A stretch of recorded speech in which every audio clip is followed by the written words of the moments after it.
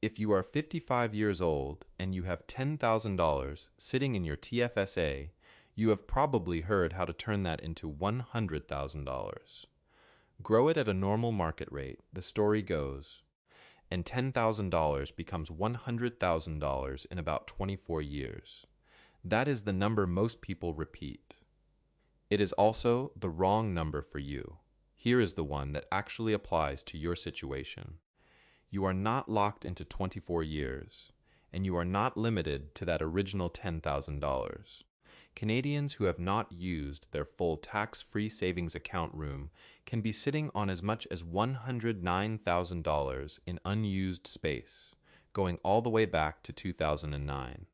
Put that room to work the right way, and the same starting point can reach $100,000 in under 10 years instead of 24. The mechanism behind that is not a hot stock tip, and it is not a crypto play someone mentioned at a barbecue. It is a straightforward two-part dividend approach, and most advisors never sit down and walk a client your age through it properly. I have sat across from people in exactly this spot.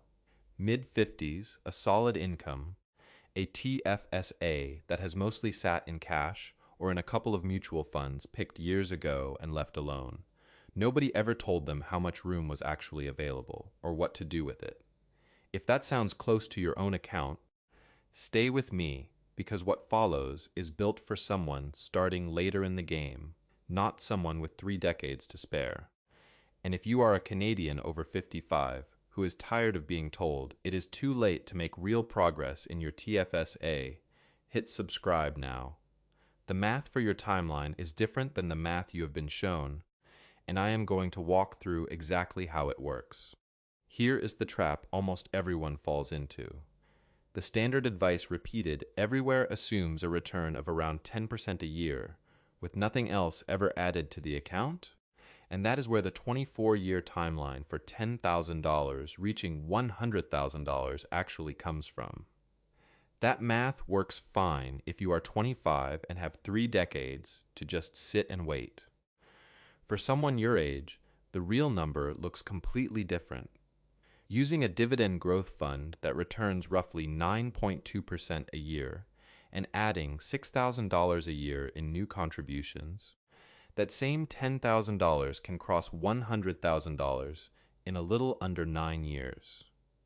Not because the return is dramatically higher, because you are adding real money to it every single year instead of leaving it alone.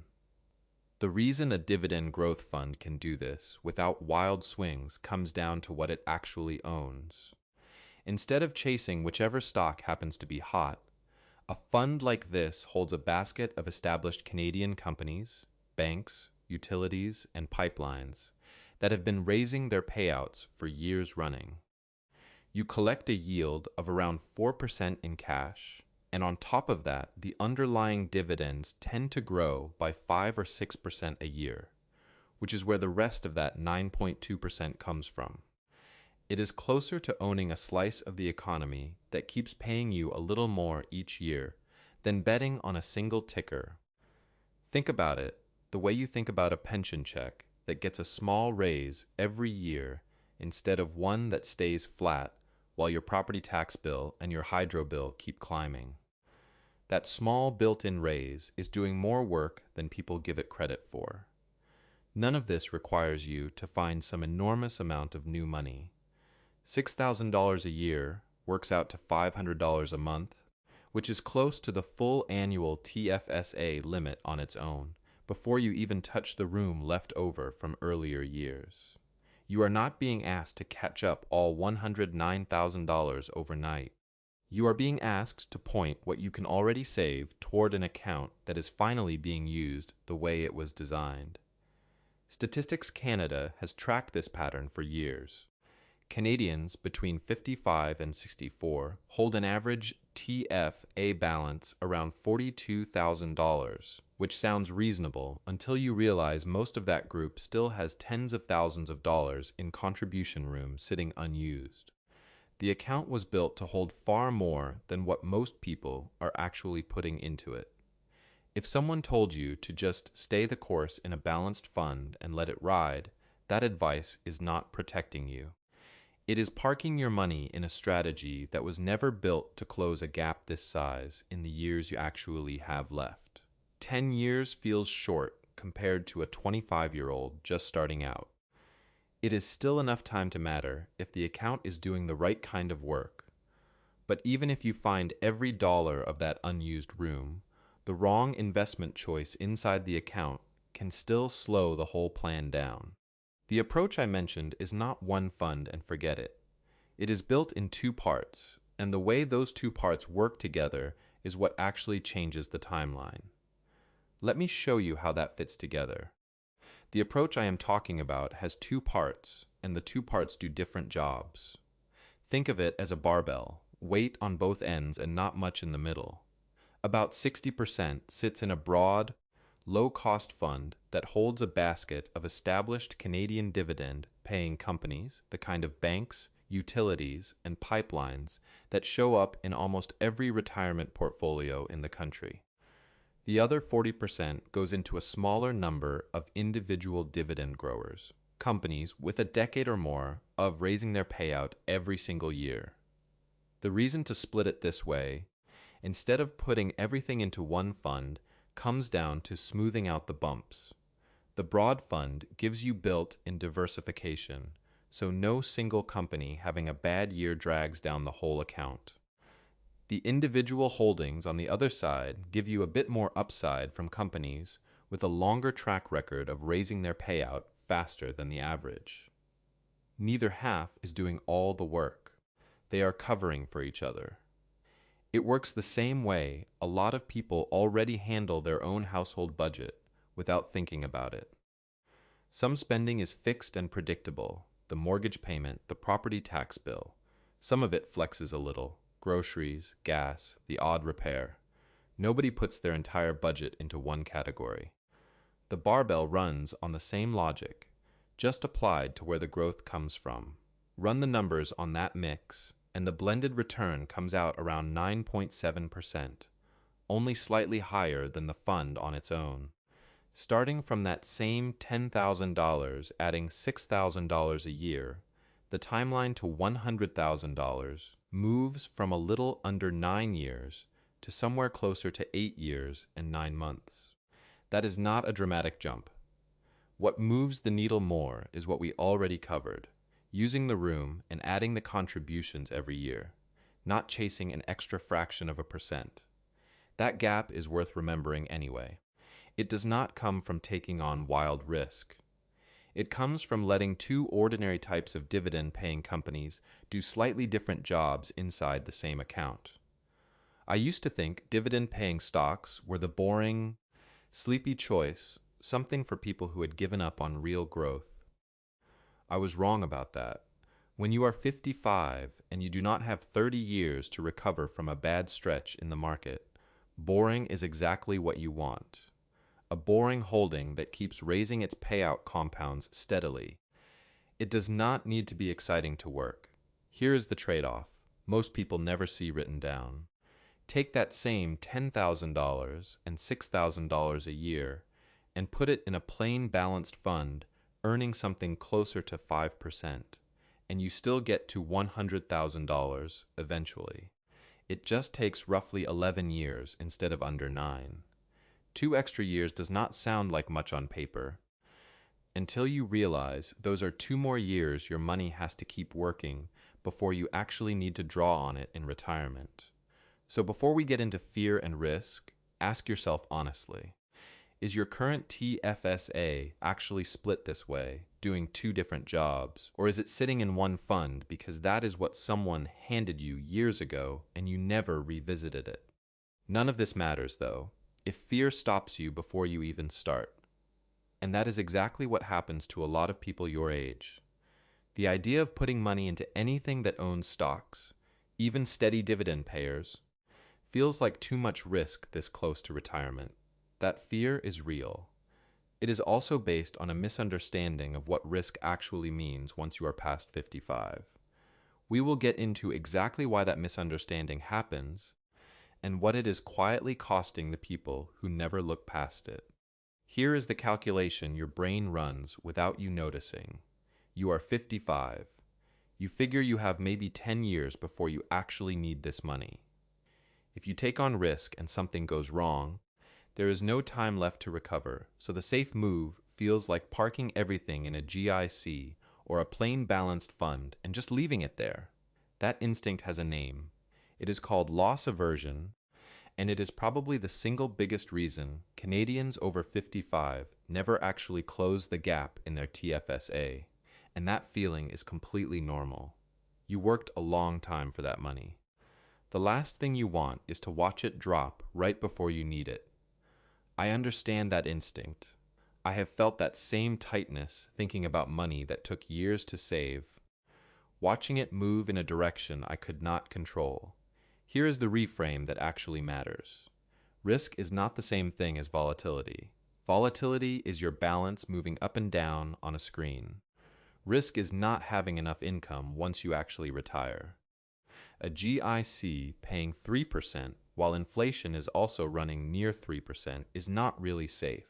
It is a guaranteed way to stay exactly where you are while everything around you, groceries, your car insurance renewal, your property tax bill, keeps getting more expensive. Standing still is its own kind of risk. It just does not feel like one from the inside. The barbell is not asking you to gamble on anything.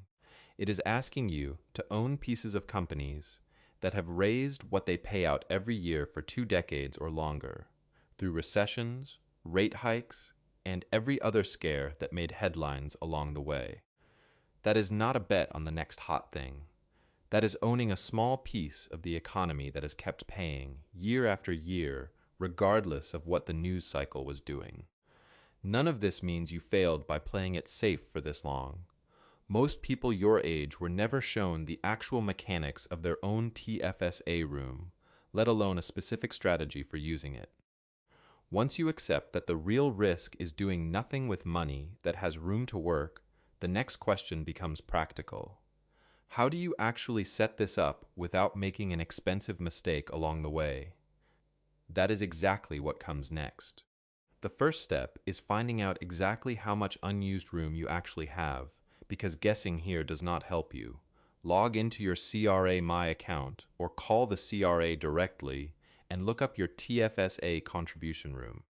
If you were 18 or older in 2009 and have never contributed $1, that room can run as high as $109,000 as of 2026. If you have contributed here and there over the years, your real number will be lower, and that account will show you the exact figure. The second step is making sure your TFSA is actually set up to hold what you need it to hold. Some TFSAs, especially older ones opened at a branch years ago, only hold cash or a couple of pre-selected mutual funds. You need a self-directed TFSA, one that can hold exchange-traded funds and individual stocks, through a discount brokerage. Most major Canadian banks and independent brokerages offer this option, usually with no minimum balance and no annual fee on a registered account like a TFSA. Third, build the two-part mix we already covered. Roughly 60% into a broad, low-cost fund tracking Canadian dividend payers, with a yield in the 4% range and a history of raising its payout by 5 or 6% a year. The remaining 40% into a small handful of individual, well-established dividend growers, the kind of Canadian banks and pipeline companies that have raised what they pay shareholders every single year for a decade or more. Fourth, automate it. Set up a monthly contribution of roughly $500, which adds up to $6,000 a year, moving straight from your bank account into the TFSA on a set day every month. Turn on automatic reinvestment for the dividends too, so the cash that comes in buys more of the fund or the stock instead of sitting there waiting for you to remember to do something with it. The whole point is to remove the decision from your hands once it is set up. Let me give you a real feeling example, even with the name changed. A viewer close to 56, we will call him Mark, had $12,000 sitting in his TFSA and about $80,000 in room he had never touched. He set up the barbell, automated $500 a month, and left it alone. 9 years later, his balance passed $102,000. He is 65 now, drawing a little over $4,000 a year in dividends without ever touching the money underneath it. He did not change jobs or pick up a second income to make it happen. He simply redirected money that was already leaving his account every month toward an account that was finally doing something with it. If you want to work out your own version of this, start with the CRA number, since that tells you exactly how much room you actually have to work with. And if you are serious about turning your TFSA into something that actually pays you in retirement, subscribe, because a video on how to draw money out of it without paying more tax than you have to is coming next. So here is what this actually comes down to. Turning $10,000 into $100,000 inside a TFSA by 55 is not some fantasy version of investing. It is closer to a math problem with 3 variables you can actually control: how much unused room you put to work, how that money is split between a broad fund and individual dividend growers, and how consistently you keep adding to it every year. Change those 3 things, and you change what your TFSA looks like by the time you actually retire. None of the 3 requires a windfall, an inheritance, or a lucky year in the market to move. They are things you can adjust starting with your very next contribution. None of this required a lucky stock pick or a market call nobody could have predicted. It required using an account most people already have, in a way most people were never shown. It required looking at the calendar honestly, seeing how many years are actually left, and building around that number instead of around someone else's timeline. That is the version of this math that actually applies to where you are right now, not the version built for someone half your age. If this changed how you think about your own TFSA, hit subscribe and leave a comment with your current balance and how many years you actually have until retirement. I read through these, and I will answer what I can. You do not need 24 years to make real progress here. You need the right split, and you need to actually use the room you already have. I will see you in the next one.